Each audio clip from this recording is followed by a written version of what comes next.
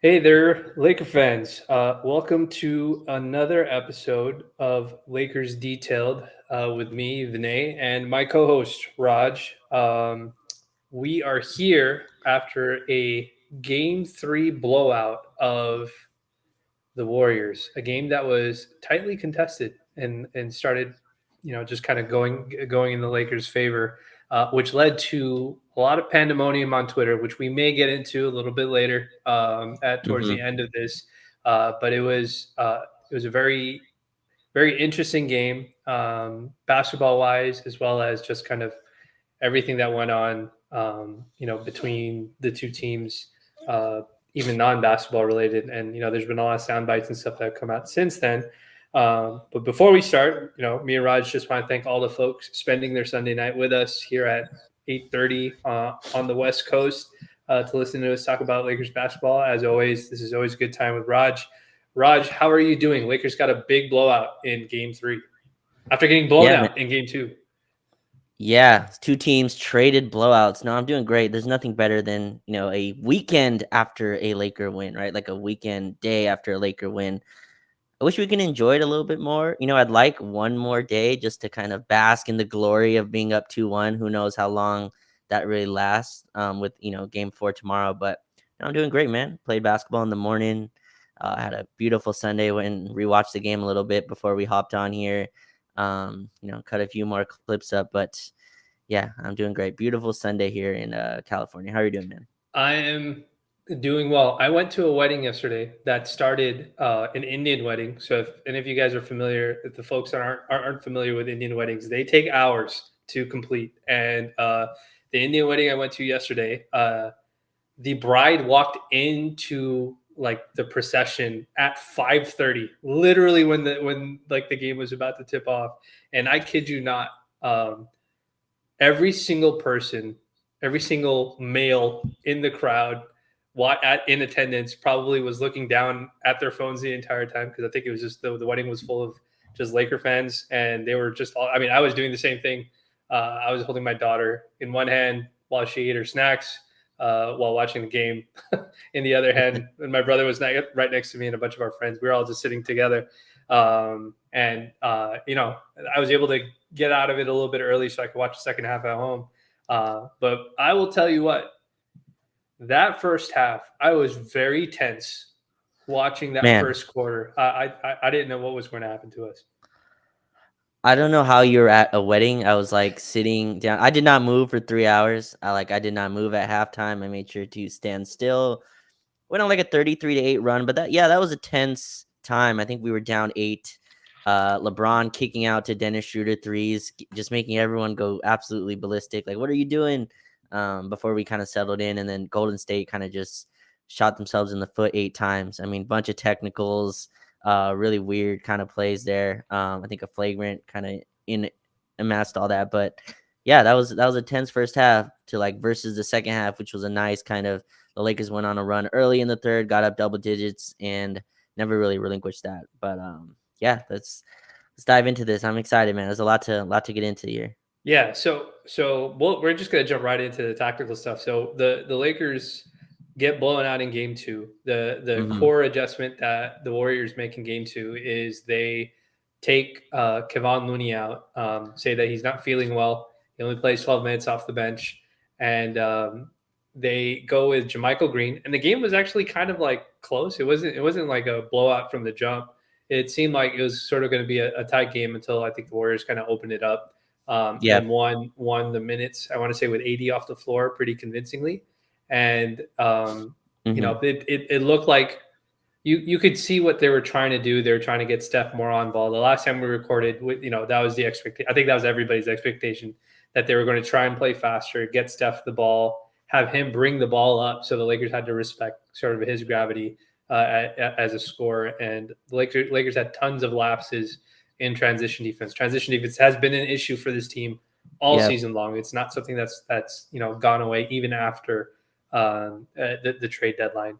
And so the Lakers responded by playing exactly the same starting lineup in Game 3, but they adjusted their coverages. And you noted something that I thought was a really wonderful wrinkle. before you mention what your wrinkle, what you tweeted about, and this is that Vando thing, the Vando assignment Mm-hmm. thing that I'm leading you to. The other thing I wanted to bring up was I didn't see anybody mention it, but Gary Payton the second almost got completely cut out of the rotation in game 2. Yeah. It wasn't just JaMychal. They basically took two of their best defensive players, obviously the best rebounder in Looney, and Gary Payton is a really good defender, on-ball defender. They took him out of the rotation completely. And granted, the Warriors did win in blowout fashion in game 2. I didn't know if that was going to be sustainable. Can you play without playing any real defenders outside of Draymond?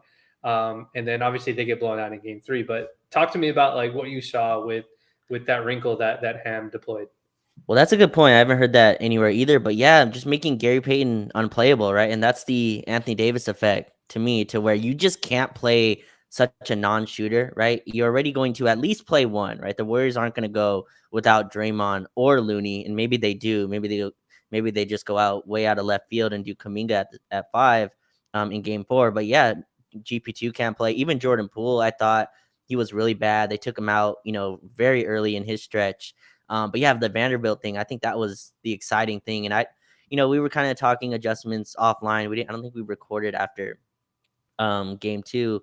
But like what the Lakers adjustment would be to the small ball. And I thought that was really smart to put like Vanderbilt over onto Draymond, and then Austin Reeves right onto Steph, and kind of I don't know, Vinay, I've been kicking this back and forth. I think like Vanderbilt's advantages against Steph kind of go away when he's on the ball, right? Like I feel like what he has on Steph, all that size and that length to be able to bother him, that kind of it gets negated a bit when Steph can just run a ball screen, and then like you kind of are involving two people in the play. But to put him on Draymond, so then you can switch that to where if Steph wants to isolate, then he has to kind of attack Vanderbilt in one-on-one, or Austin Reeves did a really nice job. And then AD on JaMychal Green. So if you want to involve AD in the action there, you have to pull JaMychal Green into it, who's just not as good of a role man, who's also not that confident. I thought, they made a good point on the broadcast that like pick and pop threes are a little different, right, than him just standing there in the corner waiting for the ball in rhythm. It's a little different for JaMychal Green to be a guy who has to screen and then push back to drop back, with AD being able to recover. So, I thought that was a really big adjustment. But do you agree with that Vanderbilt's kind of his advantages, I guess, are a little negated with Steph on the ball there? And now we have Reeves on him, which, it's a tough task for Austin as well. His legs still look dead, but I thought, that was a really great adjustment that Darvin Ham started with. Yeah, I think part of the issue also is that when you have Vando on Steph, he's trying to do so much ball denial, and he's really, really good at doing that when Steph is running around screens and stuff like that. The core issue is when Steph is on the ball the entire time, then none of that extra energy is like, because he can't foul him, right? Like he can't like deny him to the point where he's stopping the inbounds. Like there's a limit to how much he can do on ball wise, and so I like the adjustment. I also like the adjustment because it allows Vando doesn't have to worry about the threat of Draymond like doing something on offense, in that like being a threat without the ball in his hands offensively. And it's kind of crazy because Vando's a non-shooter also, so you would think that he would if you did that, like it's like what they do against Vando, like, oh, like now he can't shoot, so he's ineffective. But it's when we first talked about the series, and we talked about after the game 1 win what the adjustment would be. I think one of the things that we had discussed together was that if they wanted to do more on-ball Steph, one of the ways to negate that would just be to switch it. And one of the things that we had said is if you just put LeBron on Draymond, then Steph is basically switching from Vando to LeBron, and that way you can keep AD out of those situations, and AD's just basically only has to worry about the guy that's the corner guy. JaMychal Green in this example, he has to worry about him. But the Lakers actually didn't even do that. They just went and did. They put Reeves on ball with Steph, and then had Vando be the guy that takes that switch. So I think it's a very interesting wrinkle. I think it is taxing on it. Like there is some attrition because it's very taxing on Austin. And like Austin had a very tough first half until Lonnie Walker made an appearance, which is another adjustment that I think Ham should get a lot of credit for. Lonnie was like the 15th man, 14th or 15th guy more or less in this rotation, and Ham deployed him, and you could see the freshness in Austin's legs at the start of the third quarter as he's super aggressive.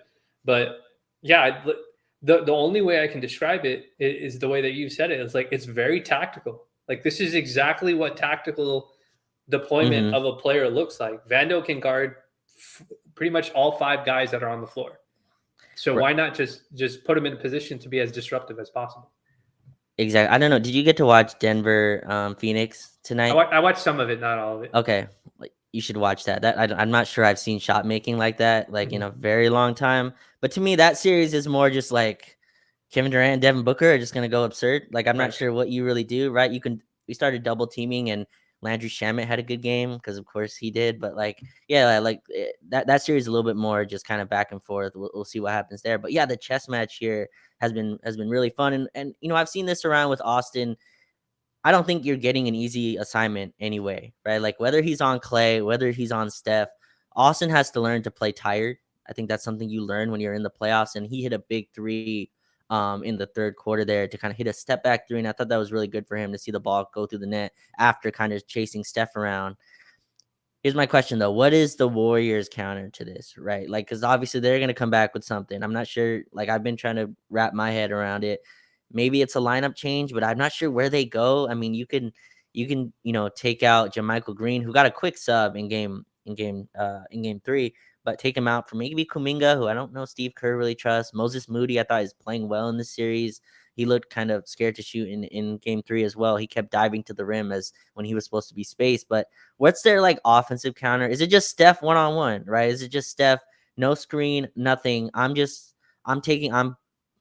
hitting Austin with step back threes, or I'm just attacking him in isolation, which he tried to do a little bit when the game was out of hand. That's also taxing for him, I feel like, and we talked about this as well. Steph on the ball, they've completely, Vinay, scrapped their motion, like Yeah. completely by game 2, and they won Yeah. game 2, right? But they completely scrapped what they're doing. What they've been doing, right? Their motion stuff has all been gone. It's all isolation. Steph is getting the ball like he's getting the ball on the inbounds, walking it up, and running their set like a traditional quote unquote guard. Like what's your counter, I guess, for them if you're put on the Warriors shoe? Like what would I guess your counter there be? Would it just Steph in isolations, more Wiggins stuff? I thought Wiggins is strangely just not as involved as efficient as he is. Maybe they just don't want to go to that. But what's their adjustment, I guess, that you'd be looking for? Yeah, so like I've been thinking about that. The only lineup change, there's only 2 lineup changes that I can think of. One is that they go back to Looney and Draymond starting again, and they try to slow down the game and turn it into like a half-court shooting contest, which is very possible. It's not like they can't try to dictate something like that. Okay. Spamming pick and roll and all this. I don't know if it'll be successful. That's one of them. The other option is, and I don't know if they're ready to do this just because of how he's played this series, is to pull JaMychal Green and start Jordan Poole. And just go Steph, Jordan Poole, Steph, Jordan Poole. Oh, why am I missing? Klay Thompson, Wiggins, and Draymond, and just try to just turn it into a complete shootout. That's the only way I can see it happening because they're trying to get AD out of position. Okay, that's what they're trying to do. Very clearly, their goal is not get Steph on ball so he gets more shots. They're literally Right. giving Steph the ball more, just hoping that the Lakers will take the bait and AD will come out, and then the entire back line is compromised. And that's what happened in game 2. Like game 2, AD, because they were playing faster, AD would get caught on switches or he'd come up too high, and then all of a sudden the entire backside would be compromised. Bron is not going to Bron has been phenomenal on defense for what we're like where he's been at physically. Yeah. I know like the offensively he's been a little shaky, which we talked about when the series started. We don't know what we're going to get out of LeBron, but whatever offense we can get out of him, great. But he's been great on defense, help side and all doing that stuff. But he's not going to keep going for help side blocks every possession. And so Yeah. the Warriors are very good at trying to get guys to compromise your defense by bringing AD out. As long as that doesn't happen, as long as the Lakers are disciplined enough to be like, no, we need AD to stay in the paint because we want these guys shooting contested jumpers, not getting layups at the rim. we have a great chance of playing. And I thought yesterday's game, after the 18-4 run or whatever it was, like Mhm. that game, the complexion of that game completely changed, in my opinion, when AD decided to put his mark defensively on the game. He started Yeah. stepping up to the DHO actions and not letting guys just rhythm dribble into shots. Like I saw him deflecting pocket passes. I saw him deflecting live dribbles. I saw him like literally snatch the ball out of the air on some passes. And I saw him go from being a guy who was just, riding the wave of whatever the game was and turning into a guy who was like, no, this is how I'm going to play defense. Like, these are the only shots I'm going to allow the Warriors to take. And I know the blocks or the stocks or whatever it is that people keep recording, like that's a flashy stuff. Mhm. But he does so much more than that when it comes to you talk about like when we talk about gravity in basketball, it's about creating more opportunities. But he has like this anti-gravity part defensively where when he's in a Mhm. specific area of the court, everybody wants to go away from him. The ball wants to go away from him. They don't want to go at him because he's going to block it, he's going to steal it, and it turns into a turnover. And I thought when he started getting real active, especially with his hands and that ball hawking stuff that he does, it completely changed the complexion of the game. And he has to keep doing that. Like he has to stay active. He can't just like be cool with letting guys throw these slick passes by him, and he's not even trying to challenge those passing lanes, the passing angles, or threaten to block a guy and stuff like that. So I think that I don't know what adjustment they make, but it doesn't seem like the Lakers are too concerned about JaMychal Green taking wide open threes. Like I see them letting him take wide open threes. So you have to do something. They're not as wide. So in Golden State, we really just sold out, right? We were like, Yeah. we're not caring. We treated him like he was Draymond Green, and I think JaMychal is at least more respectable there. And obviously, being on the road is different. Role players like Green play Mm-hmm. better. At home. You said start Jordan Poole. I don't know. Have you got back to rewatch the game? I'm not sure Oh if you have, but yeah. okay. He's been awful. But go ahead. Yeah. He's way worse on like the second because you don't really notice it in the flow of the game. I go back Yeah. and watch and some of the plays. I'm like, what is he even seeing there? Like there was like 18 on the shot clock and he takes like a 40-footer, Yeah. like he's Steph, and maybe that's how they're selling it. But even defensively, he's lost a lot of the times. But that does push the pace. That gets them going up a little quicker. I think they're going to try to play in transition more. And I think Steph and Clay are just going to get their volume up to me. Like I think. By the way, D'Lo on Clay as well, I thought was a really interesting wrinkle. Someone who Yeah. we thought would get picked on defensively this series, or most people thought. D'Lo on Clay was actually pretty solid. I thought he chased him around enough, and I thought going at him on the other end was huge. But I want to stay on AD. There was a play and like I know JaMychal Green is technically getting some open looks, but there was a play where like they ran a Steph kind of pitch with Looney, and like every game, I feel like the Warriors are like this. You'll see this in their series like a lot, especially against really good teams where like teams kind of you get more and more used to playing them, right? Like Mm-hmm. I'm not saying like it gets easier. I'm not saying that. It's just like you kind of read stuff a little bit more. Like the guard to guard switches are a lot more crisp than they were before. We had some like even with Lonnie, I think was out there, and D'Lo and Lonnie did a nice job like guard to guard switching all those actions. The only ones they don't want to really switch are the 1-5 where like AD is up on Steph, but the Right. guard to guard stuff we've been really good, like switching those. Draymond, we let whoever, and maybe that's another adjustment. They're like, Draymond, you kind of have to score. Like you can't have 2 Yeah. points in a full game. Like you have Austin Reeves on you. You have to show one post move. Maybe he has one. Does he have a post? Maybe I mean, we'll he find tried out. it. He tried a left-handed dribble drive spin over his left shoulder, right-handed layup. I think is what he tried, and he missed it all Yeah. completely to the opposite side of the rim. So I don't know if Right. he has it in him, but we'll see. Yeah, we'll see. But he had a play where like AD had a play where like they ran a pitch with Steph and Yeah. he like dissuaded the shot from Steph, and then Clay came off a handoff. Then he dissuaded the shot from Clay, Mm-hmm. and then they pitched it to JaMychal Green and he contested Green's 3. And I was like, I'm not sure who else could have done Yeah. like that whole. And then, we got an unlucky tip out. Wiggins tipped it out and Steph hit 3. But that's just like process there is, yeah, that's a lot on AD. That's also the like ask when you're like one of the, best players in the series. That's kind of what it's going to be to beat this Warriors team. So, yeah, I'm fascinated what they do. But I feel like they're going to throw Kuminga. I think they're going to go smaller and just you have to kind of dare them, because you talked about GP2 not even playing anymore, right? Yeah. They've gone totally away from the two bigs. Looney and Draymond, that's a dynastic lineup. That's Yeah. won a lot for them, and they've thrown that out by game 2. And that to me is the Anthony Davis effect. LeBron, I think, I'd like him to rebound a little bit better than sometimes he does, but you're right. You're getting the defensive effort for him.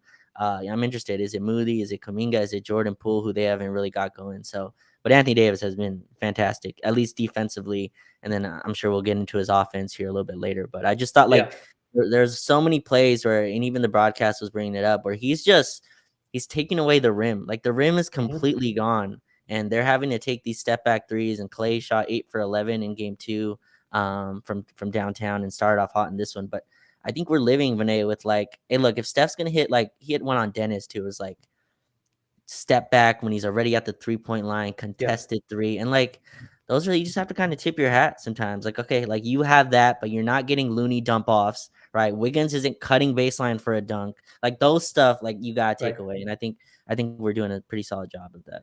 Yeah, I think so. Like a lot of people have been, the stuff I usually read on on the timeline that I've seen, like about like the on-ball stuff is like a lot of it has to do with just kind of what they did in that Boston series that sort of turned stuff around. And the thing is that Boston was basically putting themselves in a position to, and I remember the coverage about this during the playoffs last season. Like everybody's just like, oh, you can't play drop against Steph, you can't play drop against Steph, and people have been sharing like different terminology. Oh, it's a catch hedge, it's a hedge, it's a soft hedge, it's a drop.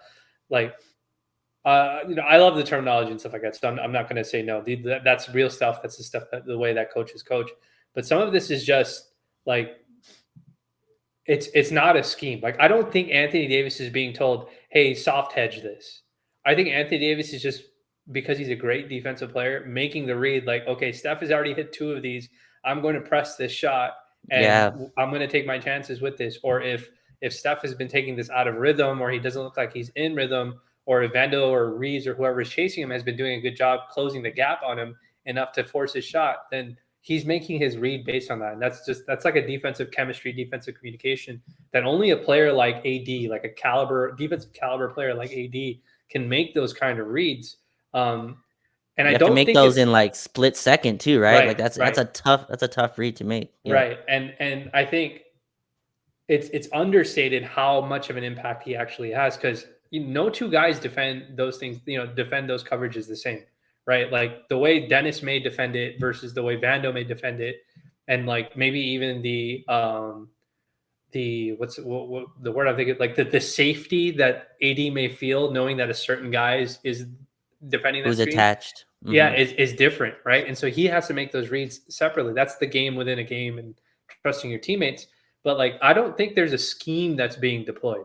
You know what I mean? Like, I think they're just like hams to some degree. Like, obviously, he's probably telling them, don't stand in the middle, like, don't stand underneath the rim if Steph is the guy who's taking the shot. But like, I think AD at some point probably also realized, like, okay, if I just let this guy rhythm dribble off the handoff, and I don't even try to contest his dribble, like deflect it or challenge the pocket passer or force them to do something other than what they're doing, like that's a read I think he makes, and I think he realizes that himself. And it's going to be interesting to see, because again, like we just talked about the adjustments that they can make. Like if they play Looney again, that's 2 non-shooters again, and that makes the Lakers' job easier on defense because they can ignore both of those guys. Then the other issue that you also get is if they go with Poole has been terrible. Forget the offense. He has been terrible on defense for that team. Awful. And there are no amount of points that he gives up, that he scores, that he's not giving up on the other end. And and the out of rhythm stuff is I think you described it perfectly. Like an early transition 3 is good, but the early transition 3s that Poole is taking are not good. Like they seem like they're almost out of control. He's rushing to get these shots off. He's actually playing like a player who doesn't know when he's going to get his next shot. So when he touches the ball, he's going to shoot it no matter what. And a lot of the stuff that we were concerned about that they were doing really well against the Kings, like the designed driving action and all that sort of stuff, that he was getting fouls and stuff like that. He's not getting those in this series. And I looked up the number earlier today. They've shot 53 threes the first Mm-hmm. game, then I think 44, and then 41 or 42. They shot a total, I think they shot over 43s maybe 4 times in the 7 games against the Kings. And like the Mm-hmm. pivotal game that they won, that game 5 or game 6, they actually shot below. They shot like 33 or 32 threes. The Warriors did against the Kings.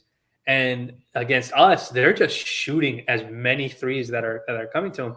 So I just don't know about the sustainability of that. Just because if we know you're going to take threes, eventually we're just going to adjust to that, and we're just going to start pressing more and more up on your threes to do it. So it's going to be interesting to see. Yeah, with the scheme stuff, like I do think they're telling like it's a hard job, but I think they're telling him like dissuade the three and then get back to your guy Yeah, and then box out. It's a lot. It's a lot of work. And then the like mental stability to be like, oh crap, I messed up on this one and Steph got a look and he made it. yeah, Like to be able to like just next play mentality. We hear that a lot offensively, but I think we said when the series started, like the Warriors can break your will. Like they can hit jump shots that like you just kind of have to live with yeah, sometimes. And Steph and Clay are going to hit some of those. You just want to take away, to me, Vinay, the transition ones, the ones off offensive rebounds, right? Like Steph's going to come up the floor and hit 35 footers on step backs over contest. Kind of mhm, live with that. And I think they're telling like AD, you can't fully commit, right? Like yeah, you fully commit, then that opens up their wheelhouse where they get the pocket pass or the shovel, and then like that gets them going on their 4-on-3s. But I think the counterpoint to this is like JaMychal Green isn't Draymond Green. Like right, that's not like what he does. Like he's not in that position a lot where he's the playmaker out of those, and like their passes are like a step slower. And when the mhm, Lakers defense is locked in, that step slower matters. Like that yeah, closeout is a little bit tighter, right? And you see guys hesitate. There were so many plays when they like I was cutting up where like okay, Steph goes and sets a screen and we like recover that. Like the defense is back back to stable, and then it's like Moody coming off a screen, and then AD and LeBron switch that. So now right, no advantage was created, right? Because you have AD and LeBron switching that, and now you have AD on Moody, and Moody's like, "Oh crap, I'm in the middle of the floor. Where do I go?" And then like he threw it to the corner to DiVincenzo, and he took a contested mid range too. Like those are the possessions they're getting, and then other than that, it's the tough step back threes. So yeah, I'm fascinated where they go with this. I think that they're going to lean offense, but there's stuff that goes against that. And you talked about the King series. The threes were what got plastered. It was the rim attacks. It was Steph yeah, being able to get to the rim and finish because it's Sabonis, it's Harrison Barnes, it's Malik Monk on the ball. It's respect to those guys, De'Aaron. Like it's those guys on the point of attack. And now we have like Vando, Schroder, even Austin's done a nice job. And mhm. then Anthony Davis is just a force that the Kings just don't have, respectfully.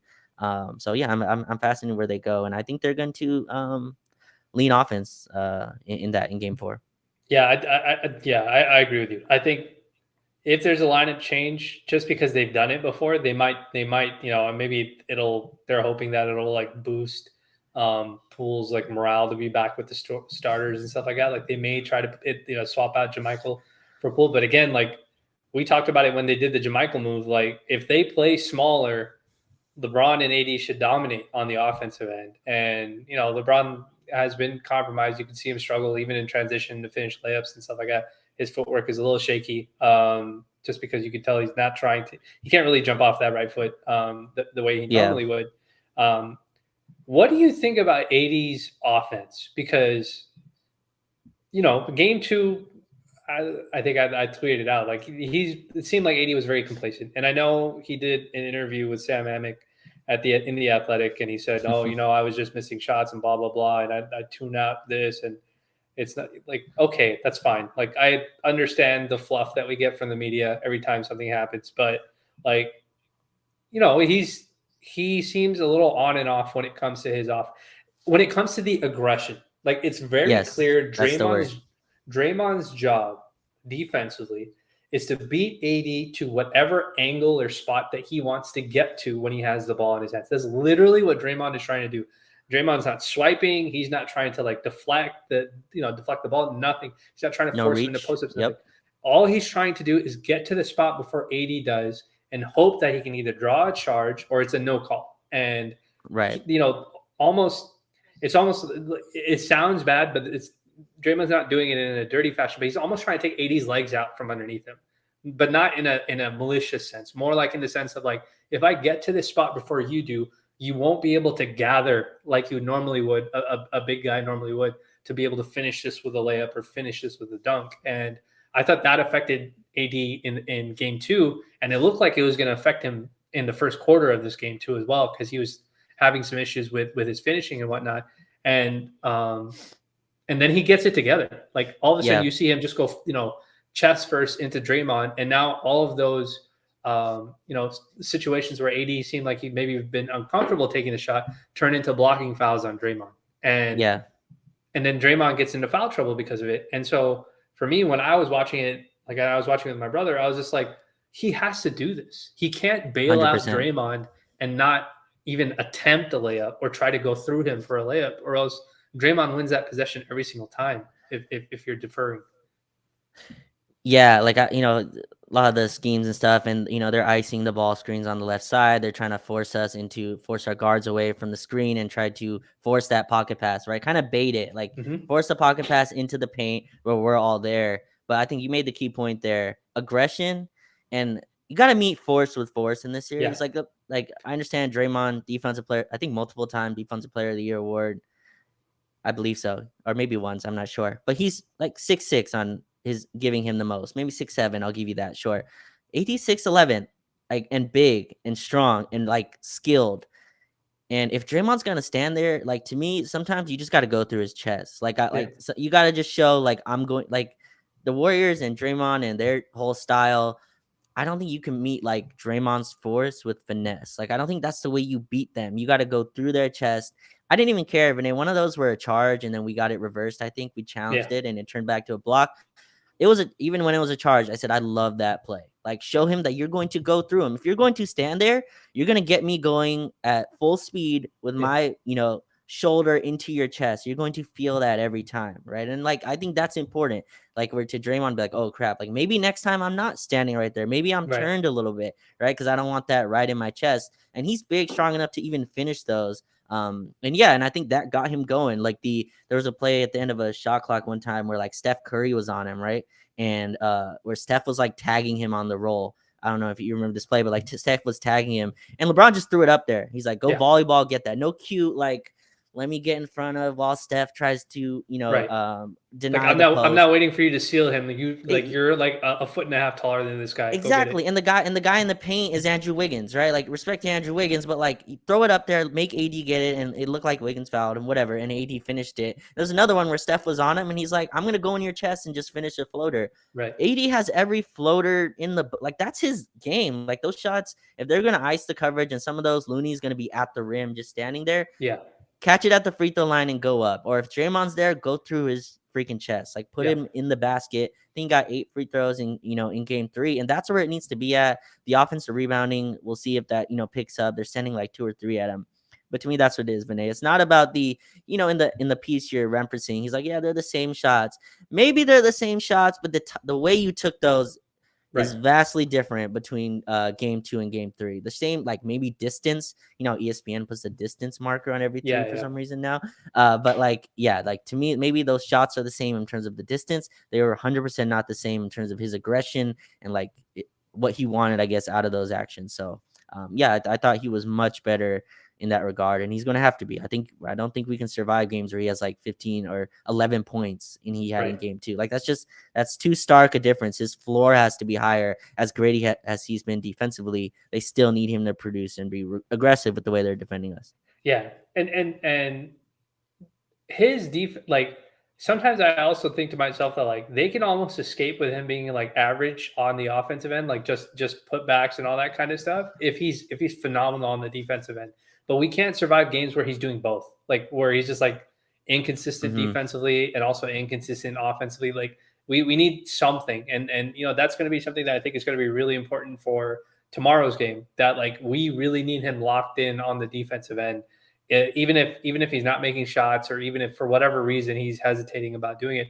But the way you described it, the one way I can always tell is like his style of basketball, offensive Mm-hmm. basketball. And maybe this is very I don't know. Did you watch the Celtics game, the Celtics Sixers Yes. game this morning? Mm-hmm. I don't know, that fourth quarter by Embiid has to be like he Oh was man. like selling that game away for the Sixers. Like go watch how Embiid was attacking Al Horford. And then credit to Al Horford, he seems to have Embiid's number to some degree. Like, go watch how Embiid was hesitating to attack Al Horford, and then like go watch like how AD in a good game attacks like a guy like Draymond or even a guy like Looney. It is very when it's a big man, and maybe it's just because they're behemoths. Like, Yeah. it is very easy to see the intention in a big man's aggression in the NBA. And if you watch game 2 AD versus game 3 AD, at least after the first quarter, you can see the difference. And Yeah. if you saw Embiid today, like that fourth quarter didn't look like that. He looked like he was afraid to shoot the ball. Like he was afraid to shoot it. He was afraid to do anything with it. And the Sixers won off of Harden's game winner, basically off the corner three. But like, I'm sure Sixer fans are like watching that game, like, dude, what was this guy doing? And then you follow that game up with Nikola Jokic Oof. for the Nuggets, and he's just wheeling and dealing, scoring every which way that he possibly can. Intention matters. Like, the aggression matters, the intention matters, especially when you're a big man. And if like we said when the series started, AD has to be the best player on the floor. He has to be the guy who goes out there and says, "I'm going to put my imprint on this game from the minute this game starts." And thankfully, Clay decided to finally start missing a couple of jump shots last night because that guy was on a freaking tear through the first two games, and I was like, I don't know if he's going to miss any more shots. But luckily, he started finally missing some shots yesterday. But like, it's good to see AD re-tap back into whatever that is. We just need it for 2 more wins, and we can figure it out for the next series. Yeah, I'm glad you brought up that Boston Philly series because I think Boston, similarly to Golden State, they want you to attack Al Horford, right? Like that's what they want. Like, one-on-one against Al Horford, you're kind of by yourself. It's weird. Harden and Embiid can't really run the 2-man game. Boston's so good at rotating, and Right. then they kind of live with like Harden attacking Horford, and he got him a few times, but they like live with switching that to an extent, where like it's very tough, and they'll have like Tatum on Embiid, and then they'll hard double, right, and they'll like Adair, Tobias Harris, who's a very unserious player to me, PJ Tucker. I'm sorry, I can't stand Tobias Harris, as good as maybe he's been solid, but and PJ Tucker, who only shoots if like he's by himself in the middle of the ocean. Like, that's a very tough spot for them to like be aggressive. But with AD, I think we're finding ways, man. And he's been the best player on the floor 2 out of 3 games in a series that has Steph Curry and LeBron James in it. Like, that's the ceiling there. And like, I think his defense in game 3 was fantastic. We're finding ways to like get him more involved, hopefully offensively. But you're right. We'll see like what they do. But on offense though, like I don't know. I think he's going to fluctuate maybe in the shot attempts. I don't know, like you're going to change that mentality right now. But I think like someone has to like get to him. Like I think he shot 11 times in game 2, and that was a blowout for sure. But like, he's too good to like let that take him out of the game. And there's places we can move the ball and stuff like that. And obviously D'Lo got going. Austin, started to attack, but the way they're defending us, and they're just so small to me. Like, he has so many inherent advantages on the floor to where he should be able to dominate offensively. Like, this isn't the Memphis series. No Xavier Tillman and Jaren Jackson Jr. out there who are like big behemoth physical dudes. It's 7 Draymond Green, and then the next guy is Andrew Wiggins, like, or it's Kevon Looney, who's too slow and who they've already tried to kind of keep his minutes away from AD. So I think it's so weird watching the Warriors adjust like to us in like multiple games. It's just not normal for them. We've obviously adjusted to them as well with our defensive coverages, and it's been a fun chess match. But game 4 to me is the decider though, and I think we have a lot of advantages going into it. So the savior of that, and we should give him his props. The savior of that first half for the Lakers, or at least the first quarter for the Lakers, was DAngelo Russell. By far the best half of basketball, best game of basketball maybe that we've gotten out of DAngelo. And it couldn't have come at a better time when LeBron didn't shoot the ball for almost 13, 14 minutes of game time straight. Darvin Ham said after the game that, earlier in the year, we didn't, we had to take bad shots to get people going. And, now we don't have to do that with the team that we have now. And DAngelo was a huge part of that. He comes out, makes his first 3 threes. then makes a jumper. I think getting Clay to overcommit on a right-handed Oof, drive that turns into a beautiful. reverse pivot pull-up. Mm, Trying to remember this correctly, over the right shoulder, reverse pivot pull-up after mm-hmm. getting Clay to overcommit on his right-handed drive, which is funny because DAngelo is the left-handed player. And he was fantastic. Like he really kept us in that game when we could have very easily come out like down 15 within like the first couple of minutes of the game. And so obviously I hope we don't have starts like that. We have to rely on him to do something like that. But like we talk again, series preview. We talked about this. We don't want to wait until the second half to see DAngelo Russell start playing better basketball. We need him to be good from the jump. And I would say for this series so far, at least, we've gotten good DAngelo Russell throughout the game in spurts. Obviously, different guys, other guys have stepped up, so he hasn't had to. But I thought, that was a very underrated part of all the talk was about AD and the free throws and all that sort of stuff. But I thought DAngelo Russell was phenomenal to pace us for this game, and it feels like he's starting to find his groove a little bit more. And I remember one of the questions that you had was after the win in game one was, can he replicate the success that he had in game one? And I would like to say that so far, like we've seen him, he's still hitting his jumpers and he's hitting wide open threes now. So like, that's great to see. So I want to so most of the conversation, right? I remember like LeBron didn't shoot till like 6 minutes left, I think in the second quarter, right? Yeah. And I was involved in this freak out session, so I'm not going to, attack anyone else. But when I went back and watched, so what we were actually doing, and I don't know if you picked this up as well, we were like aggressively attacking Steph Curry, like picking on Steph Curry egregiously in a way where we just have not before. Yeah. And I'm thinking that was part of the game plan to try to tire him out. And Steph, one of the most conditioned athletes ever. But yeah, like try to make him work. And part of that, so we've been talking about this off-ball Bron, right? That's really been quoted everywhere. LeBron's off the ball a lot more. He's playing off cuts and he's being a screener. But in that first quarter, Renee, we put him on the ball. We're like, go hunt Steph Curry. And so Austin screened for him. And then they try to hide Steph on D'Lo. And then like he went and screened for him.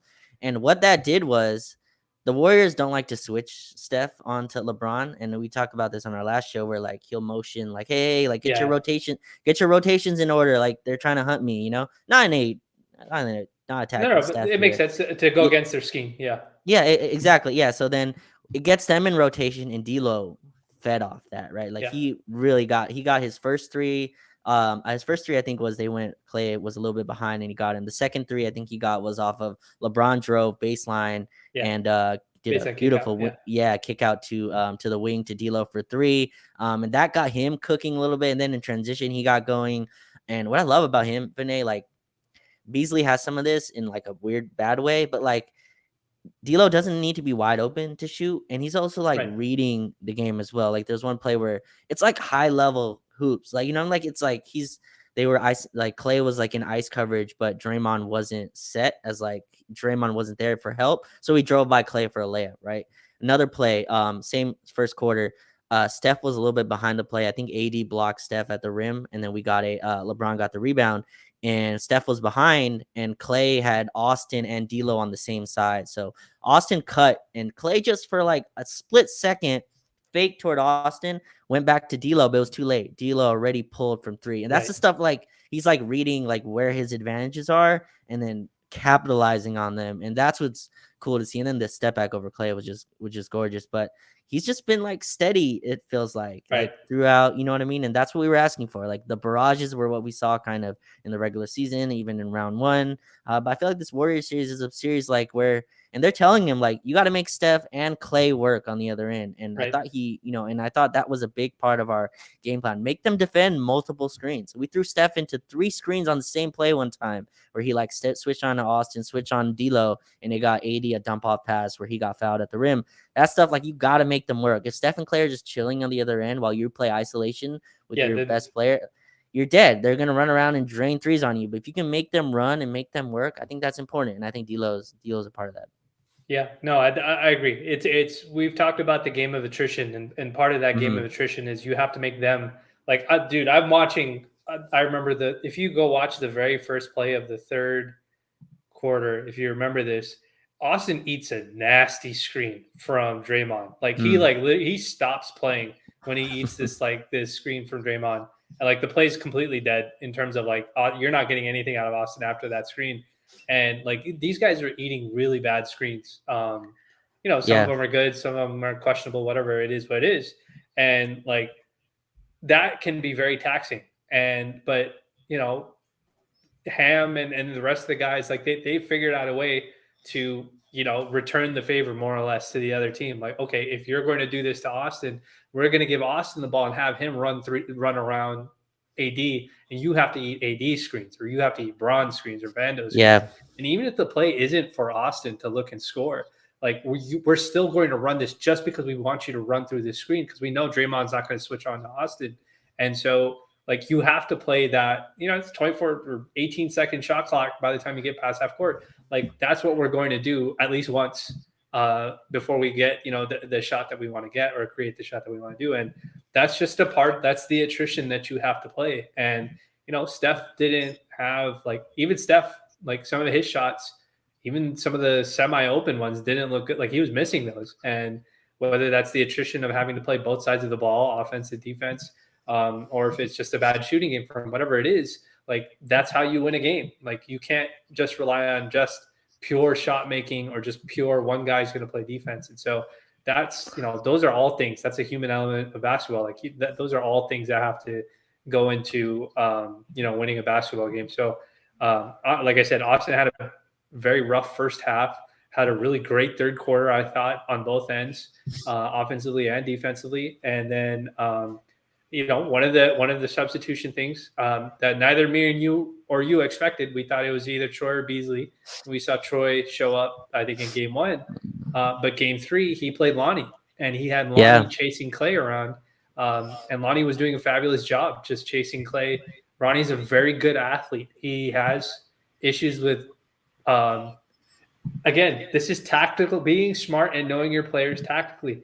Lonnie has issues with point of attack containment, but Clay's not beating you off the dribble, so who cares? Mm-hmm. Go put him on Clay and tell him to go chase Clay around. So they're not going to ISO Clay against Lonnie the way they would ISO Steph against Lonnie, right? Because then you got to worry about containment with Steph. So you put him on Clay and you say, okay, just go chase Clay around and be the athletic person that you are. And that worked for and again, I just talked about attrition. Those minutes save Austin's legs for the second half by doing that. And so, like, even if, I think Lonnie hit a couple threes. I think he had a nice layup, like a heavily contested, one-handed layup, I think in the second half or in the first half. Like, even if you don't get scoring out of him, just saving, the productive player's legs. And again, we don't need to always outscore the opposing bench. If we can just keep it even, I trust Anthony Davis and LeBron to bring us home, or our starters should bring us home. And it's just, I thought Ham did a really fabulous job, like just kind of pushing all the buttons correctly with this team. It's just great.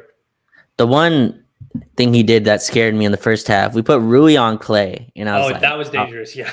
I was like, what are we doing? Like, and I said at the time, I remember I was like, it was the Rui and LeBron at 4-5, right? And it's the unit that's been getting ran out the floor. But then, like, we had Rui on Clay, and Clay just fleeing open. And that's when I think he hit 2 threes, and that got their lead up. But no, Lonnie, man, like, I was not expecting that. Like, great credit to him for staying ready. But I think we talked earlier in the season, like, Lonnie was solid defensively, like, for us. Good, man. He was solid, and that's going to be thrown in the ether. No one's going to remember those 2 for 10 games where, like, holy shit, Lonnie's like defending Damian Lillard really well. Like, he's chasing around screens, doing a good job. Everyone, all they see is the step back 3 over him. But, like, you can go look up Damian Lillard. He does that to a lot of people. Like, the game where we were, when we were, I was going to say, very unfortunate politics affected the Lakers for a lot of that first pre-trade deadline. I think Lonnie, unfortunately, was a casualty of that. I mean, he does have his flaws defensively, but he's not a player that you can't coach. Like, you give him a scouting report and say, hey, look, this is what this guy likes to do. This is what we need you to do. And then trust your teammates to help you out. And he can do that. And I thought he did a great job. But sorry to cut you off. Go ahead. No, you're good. And so, like, we were one of the few guys. We were like, hey, Lonnie's actually defending well. Like, I know this Lakers record is shit. I know their defensive, like, rating is crap. But, like, if you're watching the games, Lonnie's actually, like, chasing around well. Yeah. We're putting the ball in his hands. Our late game offense actually is Lonnie AD pick and roll where he's scoring on those. Like, obviously no one remembers that anymore. But so it was great to kind of see him get minutes, and they were just so egregiously playing off of Troy Brown.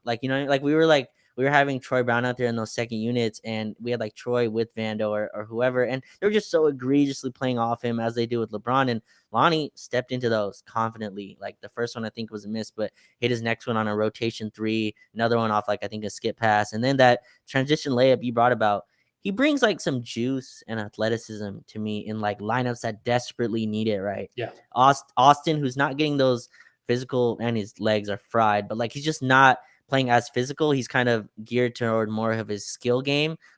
And D'Lo obviously more of a skill guard. Lonnie gives like that athletic juice that like, yeah, he can jump up there and push the ball in transition and score before the defense is ready. So I thought he was really solid, and we ran some pick and roll with him and AD as well.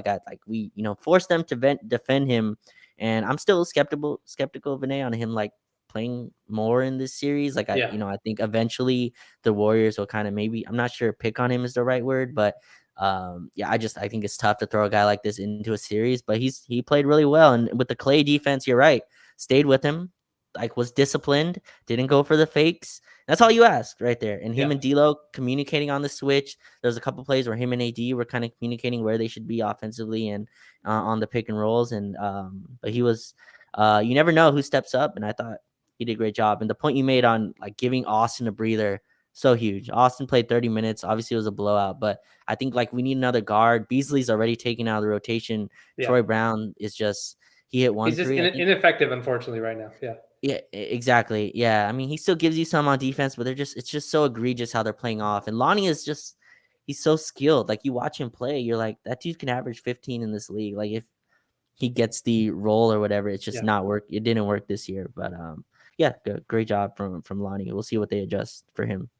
Yeah, I think him, swapping him out, and then also, I think Dennis had a nice game. I think he hit a couple threes, I want to say. So that was nice to see Dennis make a couple of shots. He had a play where he basically realized that he had messed up the offensive possession, asked for it back, and then he just blew by the guy that was guarding him for a layup. And it was just like, like stuff like that is very good to see. Dennis was very vocal defensively. I thought he was like pretty demonstrative defensively also when he was on the floor.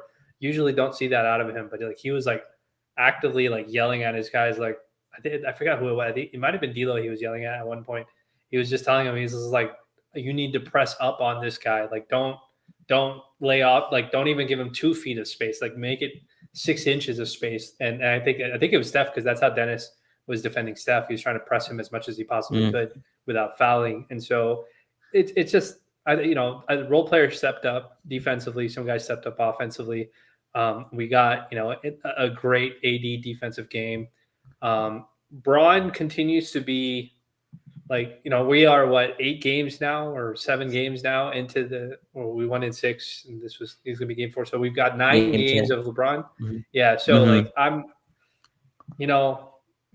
you and I are very optimistic Laker fans, and we always will be. And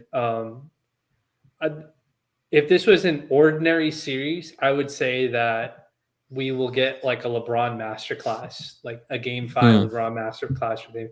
But Braun is legit compromised. Like his foot is like legit compromised. Like I can see him, and I'm not even a guy who's tracked LeBron like that. I've only watched LeBron very closely in his Laker tenure. Like his foot has definitely compromised his ability to do a lot of stuff. Like I'm seeing him like even struggle to get that second jump to get like a defensive rebound sometimes. You know what I mean? Like you see Andrew Wiggins just flying over the top of it to tip the ball away. He's just watching, yeah, he's just watching it, and fatigue or whatever it is. But like he's very clearly not able to jump off that foot.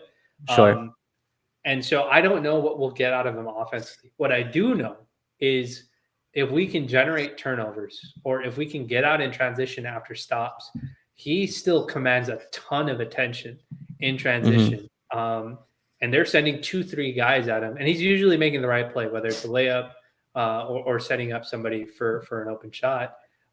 And if that, this is aside from what he's doing defensively. Defensively, he's been doing a great job, I would say, considering his situation. Like we need to get him in those sort of positions. Like we need to try and get him a little bit more downhill to have an advantage with his size and his ability, as opposed to forcing him to do half court stuff. And granted, we don't dictate all of that, but again, Mhm. if we can get stops, we get rebounds.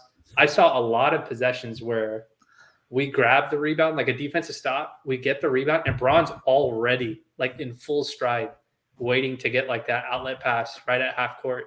And the Lakers were hitting him on those, and he was able to kind of apply pressure the way that we normally see him do it. So, I don't know what we get out of him offensively, but that seems to be a nice formula. If we can consistently get stops. Yeah, you could tell he's like managing himself throughout, right? And so, me, you, and most people, when they see a Vando 3 go up, we're like, oh my god, like what are we Right. doing? And even a Dennis 3, sometimes Dennis takes it with more vigor, like he's more Yeah. like, yeah, like I'm supposed to take this.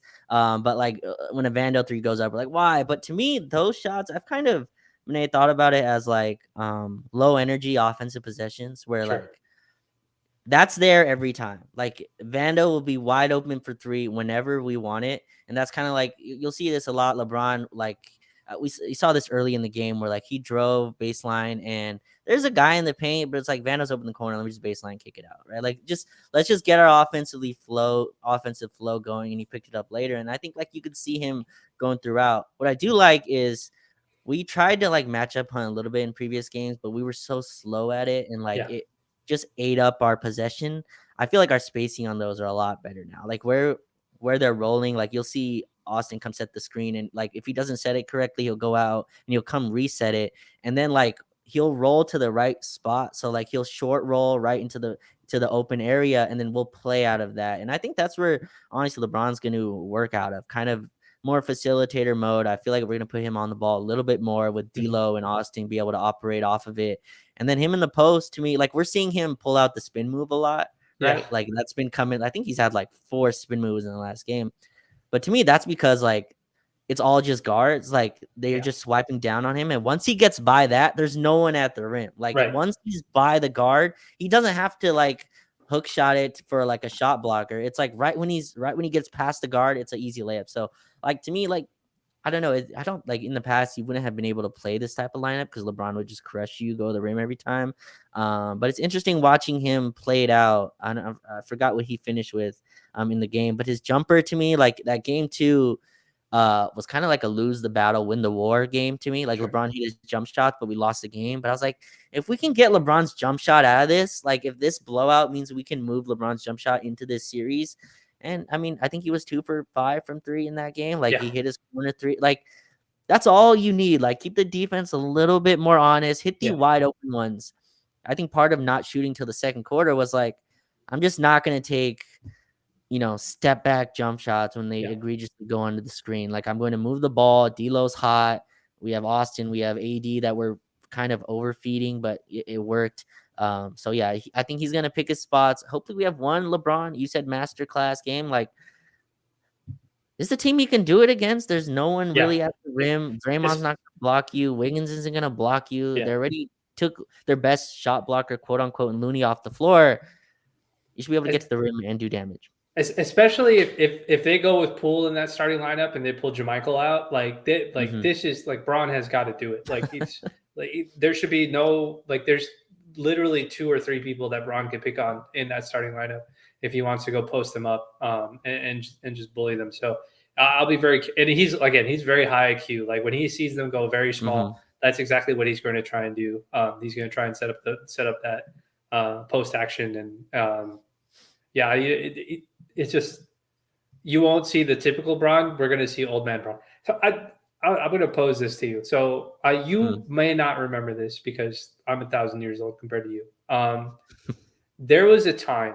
Okay, so Scottie Pippen played for the Bulls, and then he went and played for the Rockets for a season, and then he went Okay. to the Blazers. And if you know your Laker history, there's 2 versions of this Blazers team. There's the Jail Blazers team, which people fondly remember as the team that was like this bad attitude team, get in Mhm. trouble, all that sort of stuff. But there was a version of this Blazers team that was very good, and The one of Stoudemire the David Blazers, right? Stoudemire team, right? And it had Steve Smith, and Scottie Pippen Yes. was a starting small forward for that team.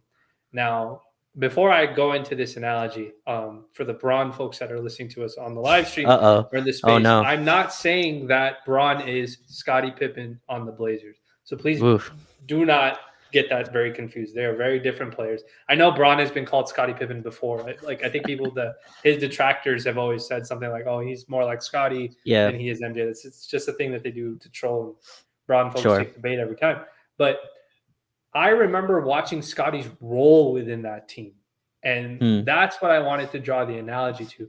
Scottie was way past his prime, right? Like he Sure. already wasn't like a super offensively gifted player, but Scottie was like he was a smart player. He was a great defensive player, and he had a great IQ for the game. That's something Scottie has always had.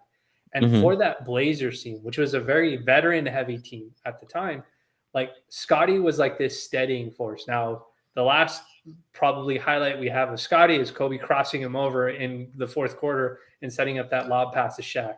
But Hmm. even prior to that comeback, the Blazers had us on the ropes as a team. And part of that was what Scottie was to the rest of the team. It was the Blazers as a unit were much more they were much more of a like balanced team.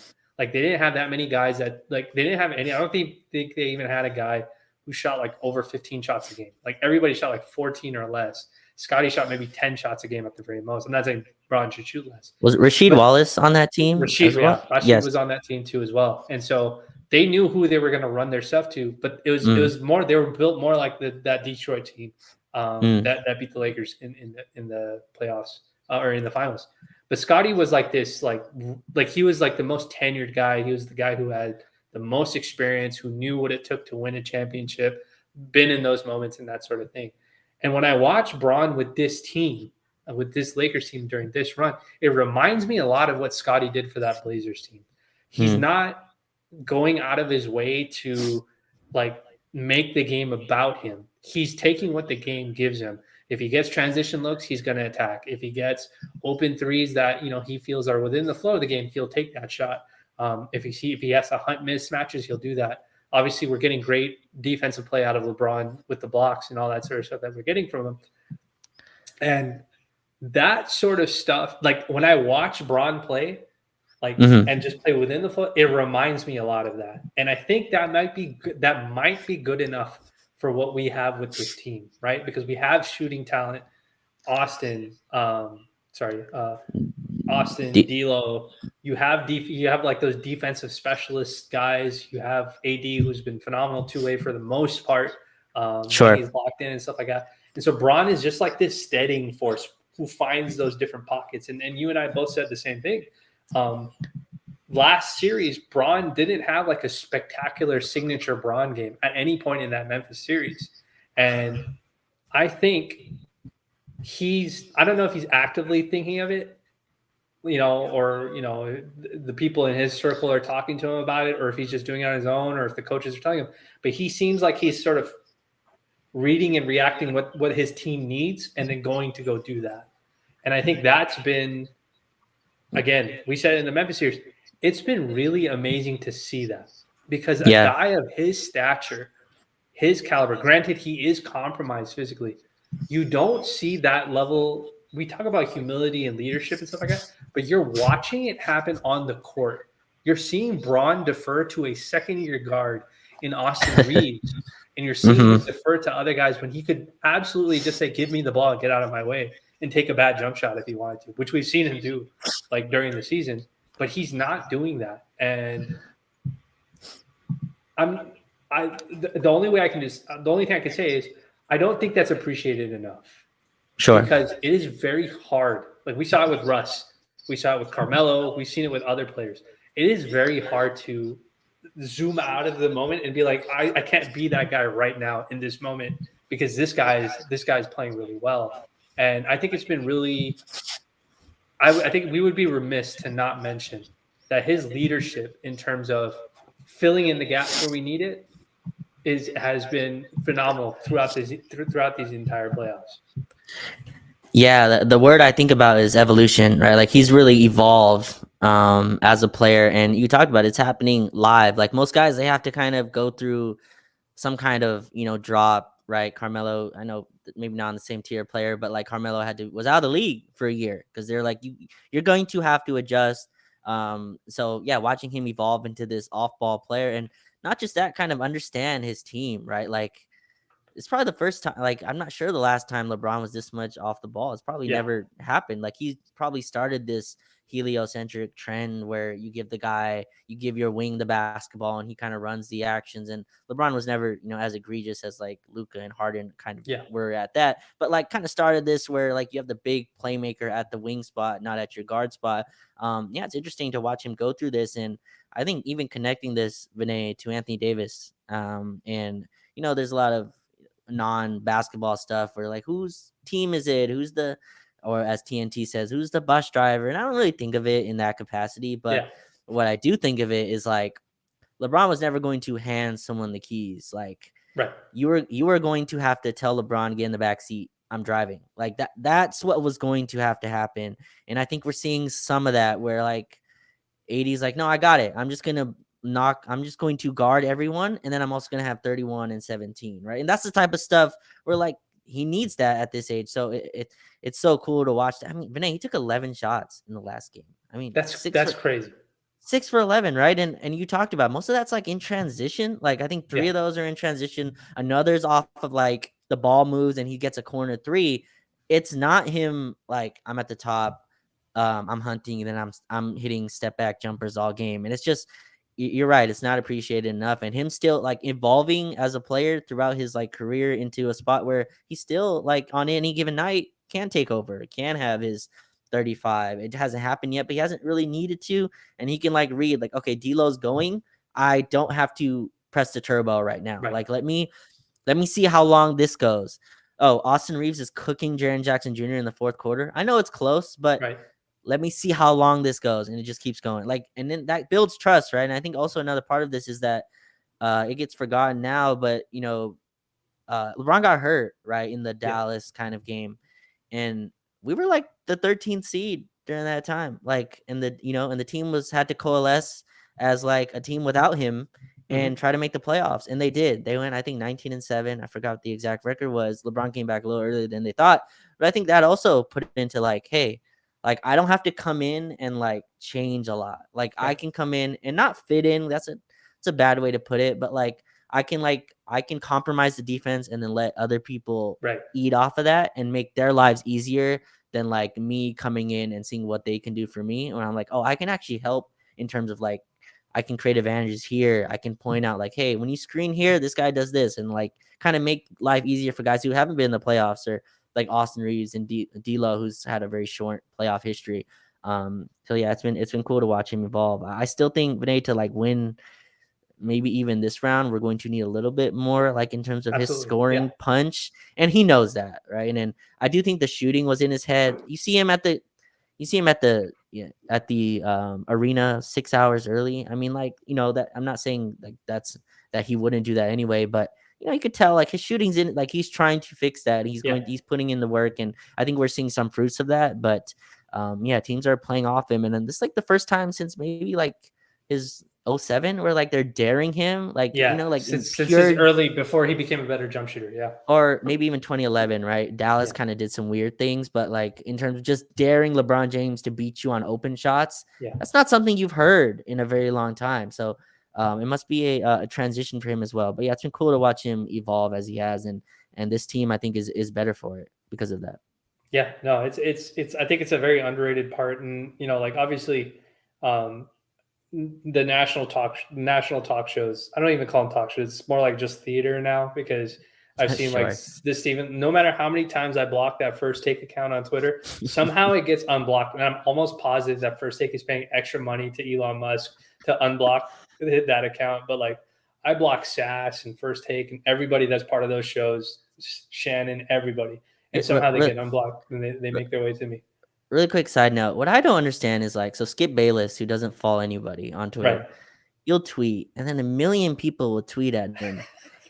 No, but like, here's my thing. He's never responded to He's never, anyone. yeah, So he's like, that go-to. what's the rationale in responding?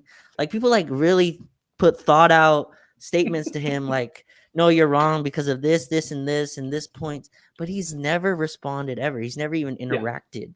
He only follows one person, which is First Take, I think, and I think Lil Wayne, which is the strangest relationship ever. But like, I'm just like, I'd never keep going. My bad. I just like No, that no, no. always that You're always confuses me when like he's never responded ever, and like people put out thought out paragraphs to spit games. I don't know. It's just weird, but there is a thing that somebody who works with for Colin Coward sent me a long time ago in a DM. hmm, You know who this person is, but he sent it to me a long time ago in the DM, and it was something that Colin had told him, and Colin is of the same ilk, right? They all do the same thing, and I think the thing that he had told this guy, like the advice he had given him, is say whatever you want to say as long as you say it with conviction, and literally do not care about what people's response is when it comes to whatever you have to say. Like that's how you are successful in this industry. And if you think about it, like Sass, not Skip, not wrong. Shannon, Coward, like that's what they do, right? Like they go up Sure. there and they say 1,000 different things. Like, maybe half of it's true, half of it's just confirmation bias, whatever it is. But they literally do not care about as long as it's not like racist or something like that or sexist or something, like they literally don't care about what reaction they get to it. And I like to say, like, I consider those shows theater. That's not analysis. Entertainment. Yeah. I don't care if JJ Redick or Kendrick are up there. Kendrick is actually really smart, and it's unfortunate that he has to play a character when he's on those shows. JJ But is too. JJ's a yeah, really smart dude. they just Old have to Man in play these Three is a characters. good podcast. Yeah. Yeah, and those shows are theater, but like they don't get paid to give sports takes. They get paid to eat all the insults that they get for the sports takes that they put out. Like that's why they Sure. make the It's a money good way that to they put it. make. And so that's just the way I kind of think of it. But it just kind of it is. I don't even remember how we got on this topic, but Yeah, it's I forgot why you went there. I don't yeah, remember. it is what it is. But speaking of since we've gotten through a lot of the tactical stuff, a lot of the praise and the flowers and the improvements and what we expect to possibly have happen in game four, we need to get to the elephant in the room, which is this enormous free throw disparity that everybody seems to be complaining about. And the original sticking point that I saw that was being pushed across was drives, right? That was the statistic, the metric that people were using. Well, the Lakers drive X amount of times, and so that's why they get so many more calls.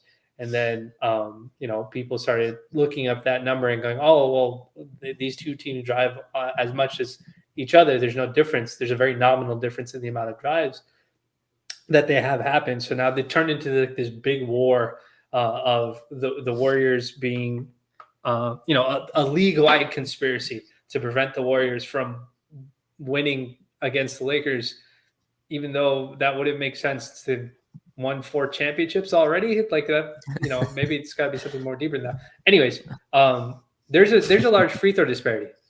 Game 1, game Yeah. 2, game 3. Uh, what is your explanation for that free throw disparity? Again, it doesn't have to be perfect. You can't cover everything. But what do you think that is the reason for the free throw disparity between these two teams? I mean, I think it was kind of it was also talked about before going into this series. I mean, the Lakers are one of the best teams at getting to the line and Mhm. also not fouling. That's a pairing that has made them a successful team. That is part of the conversation. That's part of their character of why they are here in the first place. Like that carried through from the regular season to here. That's a trait of this team, and it's very strange. I mean, the drives thing. I would love, like, for someone, if they're going to say the foul, bring up the fouls, like show them, like give me, Right. like, you know what I mean, example by example, just going on the number of fouls, because a foul can be one that also like did not lead to free throws, right? So or it Correct. could be there's a technical free throws, there's like all this type of stuff. There's 80 in the paint, swatted, like, and gets hammered in the paint, and those are obviously the real ones that they wouldn't pull up. But I mean, some of those, it's tough. Clay and Steph get some tough fouls as well, right? Like they get the shooting ones, they get the benefit down on those. But I think just in terms of like the Warriors drive to kick it, like Right. Anthony Davis in the paint, you watch their drives. Like a drive will be counted even if Steph Curry just roams inside and then roams Right. back out. That's still counted as a drive, although there was no intention by Steph Curry to shoot on Anthony Davis. That was not happening. His intention is to go in, bring him, and hopefully their motion gets them an open shot. So I think that's part of it. I mean, when you take, like, the Warriors took like 50% of the shot from three. Like, I mean, like, like those kind of stuff are going to lead to less free throws just inherently. And also, like, the Lakers are a big physical team. The Warriors are trying to get smaller and smaller after every game. Like, they're starting 3 guards now. They've taken a big man out of the rotation. You Right. want more free throws for that? Like, that's a part like that doesn't make sense to me. And the Lakers' whole game, like, getting to the line is part of what they do. Like, and that should be scouted against. I'm not saying like and also, like, so Dennis, he's really good at, like, if you're out of position defensively, Dennis will pick on that, right? Yeah. And he got free throws on Clay a few times. Where again, Clay and his big man not in communication on the icing of the ball screen, and Dennis like, oh, you're hanging on to me. Now I'm open at the rim. I'm going to get to the line, and that type of stuff I know pisses Warrior fans off and stuff like that. But that's like Jordan Poole does that a ton. Like, that's part of his game too. Right. Jordan Poole in transition will just in and out dribble. He's at the rim now. Like, either I'm getting fouled or I'm getting a layup. Like, and that's good on him. That's part of his game. He did that in the playoffs last year as well. So I think my answer to that is we have a team that's a jump shooting oriented basketball team. Clay's going to get 60% of his shots from behind the arc. Like, just Draymond and Looney aren't shooting like unless they're open. Like, so where are the fouls coming from? Wiggins, Steph, we've kind of like our whole goal is to take them away from the rim. I don't know where the majority of their free throws are coming there. So I don't know. I just hate when the conversation though, Vinay, is like free throws when there's so much freaking good basketball and chess matches that we just went into back and forth, the rotations and coverages, and how would you guard Steph? How are you guarding AD? LeBron fitting into us, and then one whole day we just got refs, conspiracy, yada. So what's your answer? Yeah, no, and my answer is this is how analytics gets misused. Honestly, like that's the way. This conversation about drive data is a very great example of how you use stats or metrics and misapply it to provide an explanation for something that shouldn't be there.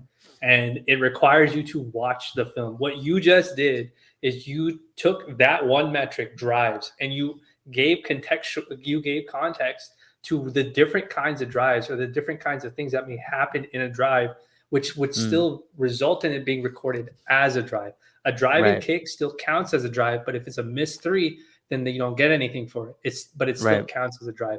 A drive that results in a shot that gets blocked by AD is still considered a drive. So you're still adding to that drive statistic.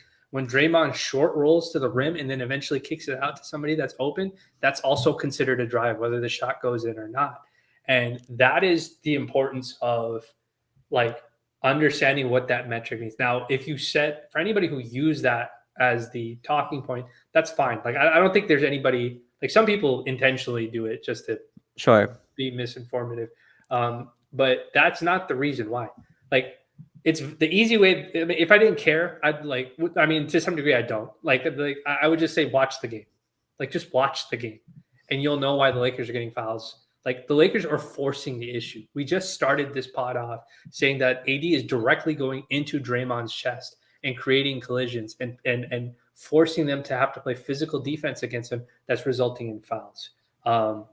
There are things that are happening in the game that's forcing, like LeBron driving in transition must have collected 3, 4 transition like layup fouls, like in some fashion, or setting up other guys. Yeah. Like, all drives are not created equal. And you also said it perfectly. When there's a difference between getting fouled 35 feet away, just like somebody grabbing Steph as he's like trying to use a screen, and that being a non-shooting foul, versus somebody driving to the rim and attempting a layup and it being a shooting foul. Like, if the Lakers were getting a bunch of jump shooting fouls and the Warriors weren't, then I'd be like, okay, you know what? This is getting a little crazy. But one team is going to the rim while the other team is actively trying to create open threes. And here's the very easiest explanation. The Warriors took Kevon Looney out of the starting lineup and played JaMychal Green. The goal of that was to get JaMychal Green wide open threes. So you switched your starting lineup strategy to create more wide open jump shots for your teammates. And you're complaining about, and every single time JaMychal Green gets a wide open 3 off of a Steph drive or a Draymond drive or a Clay drive, all of those count as drives.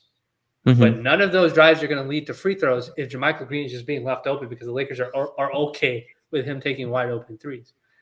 Small things like that, small context things like that help explain what's actually happening on the floor. You and I can like, I don't have to explain this to you. You already know this, like, because it kind of. But just like if you're watching the game, you can see it. Anybody who's watching the games can see why it's happening. Should Steph maybe get some more free throws than he typically does? You know, if he's getting fouled or something like that, I won't even disagree with that. Like there are some times where I watch, not even against the Lakers, like I'll be like, dude, Steph should have probably gotten a foul on this. Like I don't know why he didn't get it. But at the same time, like as a Laker fan, I watched LeBron literally get slapped in the face in the middle of a game as he's attempting a layup, and there's no call. You know what I mean? Like, and I'm not saying it's eye for an eye or it's all fair and stuff like that. But how many times have you seen Steph consistently drive over and over again to the rim and not get that call? Like, just because he sprinkles it in between like 4 or 5 threes that he takes, or 4 or 5 jump shots that he takes. Like, you're not. How often do you see Clay do it? Clay typically goes to drops the shoulder and takes the fall away midi that he Exactly. Who's doing it? Jordan Poole hasn't been getting to the rim against the Lakers, and he's chucking threes like crazy. We know Draymond isn't, Looney isn't. So who's getting to the rim outside of Andrew Wiggins, who has been, I think, getting free throws? I'm not entirely sure, but like, if your whole strategy is formulated on getting open jump shots, you're not going to get fouls. And right. And like that's just, I don't think there's a conspiracy behind it.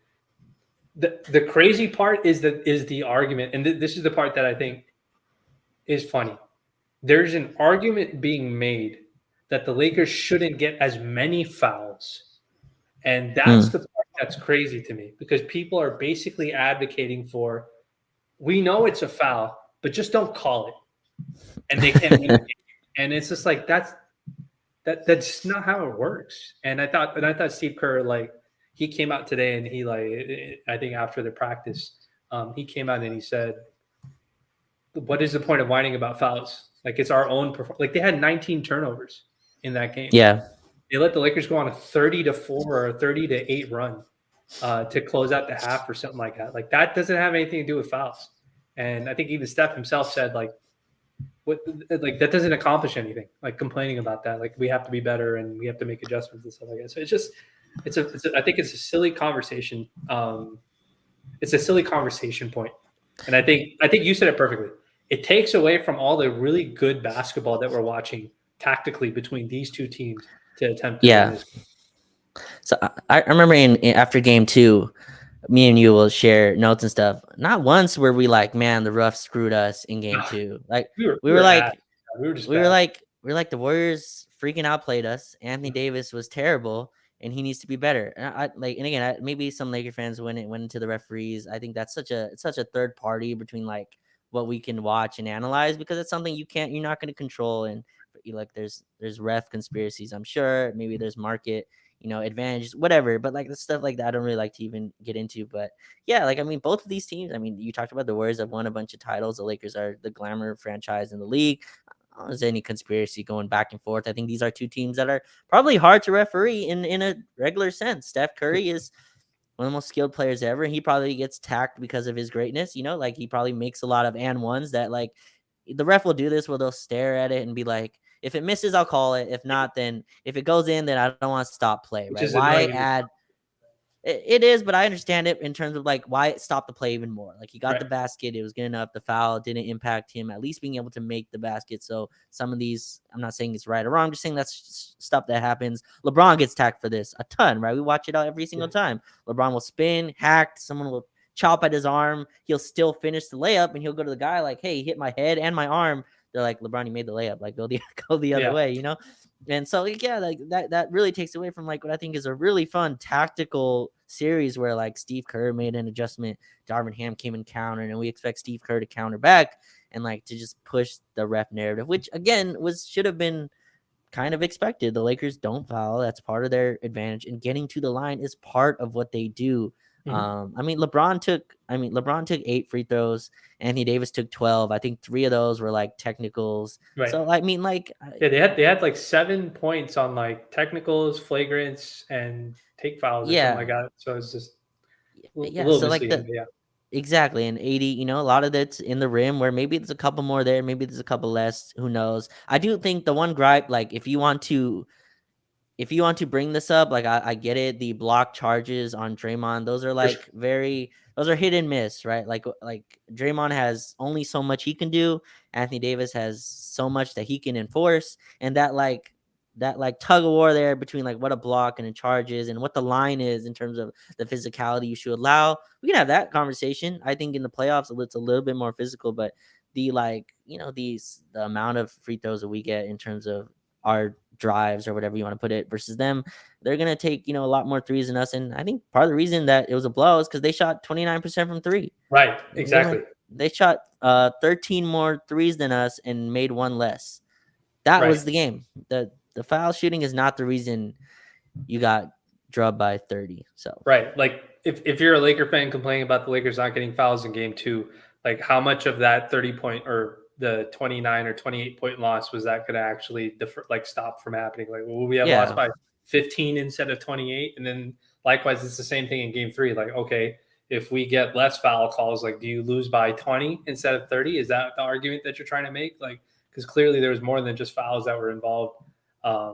Yeah, Clay cooling off, 6 turnovers on his own, which is very uncharacteristic for a guy who hardly puts the ball on the floor as a player. Like it's just there's so much that happens in the game of basketball. It's just unfortunate that this whole free throw thing has dominated sort of at least the social media conversation of everything. And I would imagine it's probably going to be something that, again, these shows that are all theater, like that's going to probably be the talking point because they have to drive up engagement. And, it just, everything turns into like this gigantic social media, national media echo chamber where just nonsense, whatever the most popular nonsense gets trending on the internet, is usually the number one topic of conversation on national media. And it just kind of, you continue to fuel that. And then people go in and watch games and they're going in with like this expectation, like, oh, Lakers are unfairly getting free throws. So now every free throw that they get in your mind is just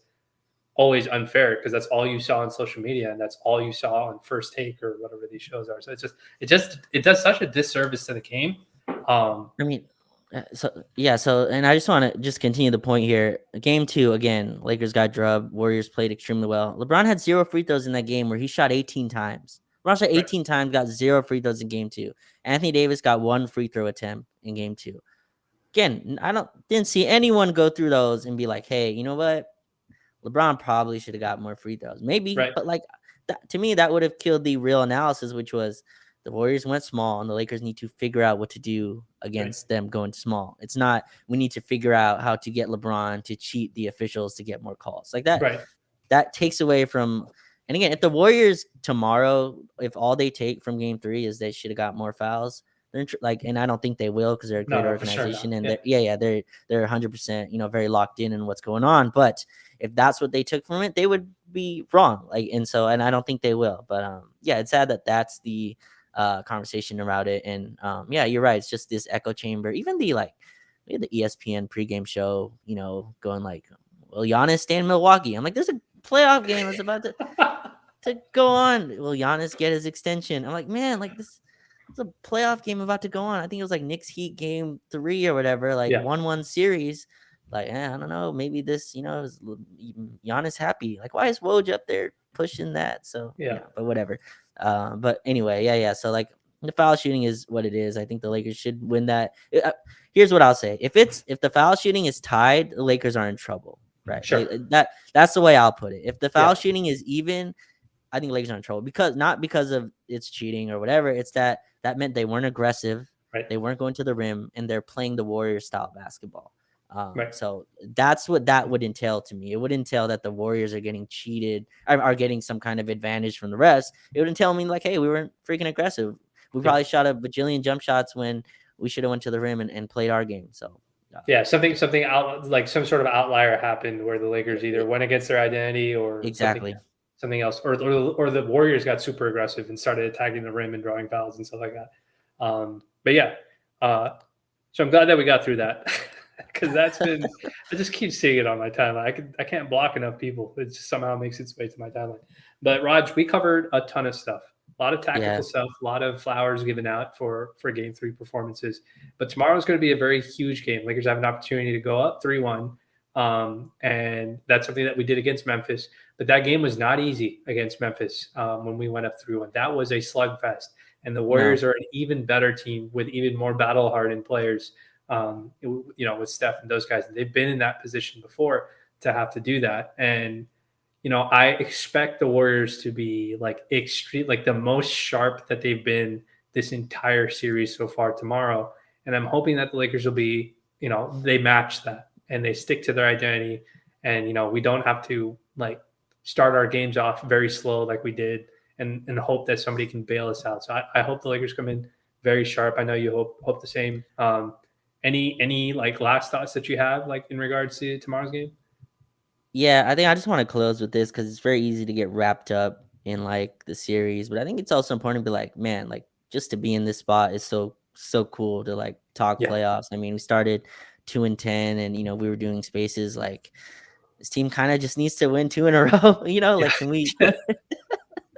can we get Can we get like a 4-game win streak or a 3-game yeah, win streak? like, can we just attach wins together one time, and then this guy got out, and we're starting Patrick Beverly, and we're like, "What are we doing? Why is he our small forward?" And yada, and not to belabor on Patrick Beverly, but just to be like, I think it's important to like just enjoy, the games as much as you can, and Yeah. yeah, so it should be fun. The Warriors aren't gonna go down easy. People are like, yeah, we should have been up 2-0. That was the like, dude, if you've been watching this Warriors team, they're freaking good. Like, this is not some team you step over. Not like not that Memphis was, but like going in there and winning 2 on their home floor was always going to be tough. And even winning this series, still you're up 2-1 is still tough. But I mean, we're 2 wins away from a conference finals. I mean, just say that out loud is just. And you watch these other series. Boston in a dogfight with the Sixers. You saw the Suns tie it up with Jokic today. Miami and New York. We'll see what happens there, but it's really cool to be part of the conversation, and I think it's important to enjoy it as well. I know you're a person who thinks that way as well, so Yeah, it's enjoy. always it's always important to like enjoy the moment and reflect on Yeah, it. Um, I won't agree with Giannis saying that like failure is just a stepping stone, no, but I he doesn't mean, even believe that. Let's be yeah. real, but yeah, But on reflection, it's like it's been. I think Braun said it best. It's been like 3 seasons in one so far. So just appreciating the position that we're in is yeah, important. But I would love to advance to the next round, no matter what. me So too. we'll see what happens tomorrow, and then we'll have our analysis after that, and we'll cover just kind of what we learned from Game 4 after that once we get it on the schedule. But as always, I want to thank the folks that are in the space and in the live stream on behalf of me and Raj. We really appreciate you guys spending your time for this hour and a half listening to us talk about Lakers basketball for Lakers Detailed. And you can follow Raj on his at his on his Twitter, and you can sit with him for the watch playbacks as he sort of narrates the games live if you have the time and the ability to do so. You can follow me. You can follow the Lakers Detailed account. We appreciate all the support that we get, whether it's people tuning in here, liking, sharing, retweeting, whatever it is. If nothing else, I hope we both hope that you have a good day or evening whenever you end up hearing this. So we'll catch you in the next one. Take it easy. Peace.